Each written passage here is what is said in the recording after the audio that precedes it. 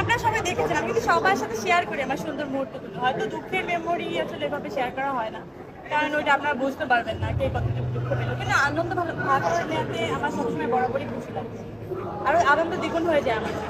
এই যে পরীকে নিয়ে এত আলোচনা সমালোচনা সত্য মিথ্যা এগুলো পরি আসলে কিভাবে এনজয় করে যখন দেখে আসলে নানান আমি আসলে গুজব এনজয় আসলে করা ছেড়ে দিয়েছি। আমি শুধু কাজ এবং আমার দুই বাচ্চাকে নিয়ে ব্যক্তিগত জীবন, আমার নিজের জীবনটাকে বাঁচতে চাই। আমি কারোর কোনো কথায় আসলে বাঁচতে চাই না।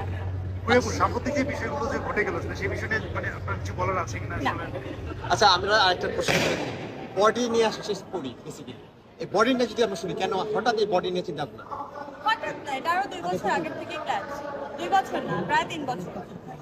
হ্যাঁ, তখন হয়তো আমার ওই সামর্থ্য ছিল না, এখনো হয়তো ওভাবে নেই, কিন্তু ধীরে ধীরে আমি আগাচ্ছি। যেভাবে সবাই সাপোর্টটা পাচ্ছি, ধীরে ধীরে আমি আগাচ্ছি। ইনশাল্লাহ এটা অনেক ঠিকঠাক একটা জায়গায় যাবে। আমার মনে হয় যে সবার একটা আস্থার নাম হবে বডি, মানে মায়েদের জার্নিতে।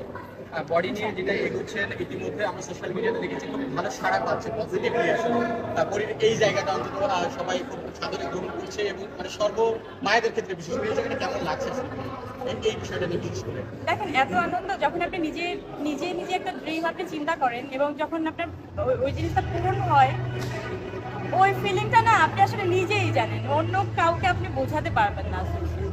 তো মানুষের এত সাপোর্ট, এত ভালোবাসা এবং এত হয় না, কোনো একটা কাজ করতে গেলে নিশ্চয়ই আপনার অনেক খুঁত থাকবে, অনেক ভুল থাকবে, ত্রুটি থাকবে।